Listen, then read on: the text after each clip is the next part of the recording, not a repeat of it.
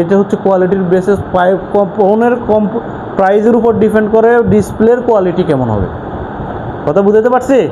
আচ্ছা, তাইলে আমাদের এক কথায় আইপিএস ডিসপ্লে একটু কম বাজেটের ফোনগুলোতে ব্যবহার করা হয়, আর অ্যামোলেড ডিসপ্লে একটু বেশি বাজেটের ফোনগুলোতে ব্যবহার করা হয়।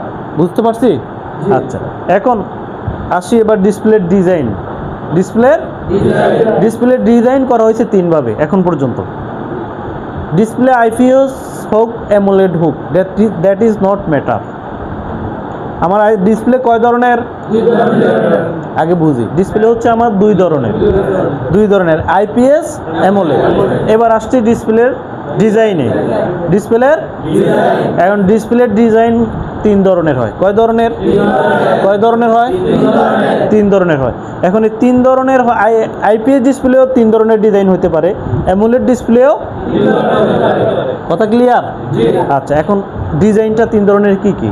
এক নাম্বার ফ্ল্যাট, এক নাম্বার, দুই নাম্বার নোজ, তিন নাম্বার কার্ভ। এই তিন ধরনের ডিসপ্লের ডিজাইন হয়। এই তিন ধরনের ডিসপ্লে, এখন আইপিএস ডিসপ্লেটাও এই তিন ধরনের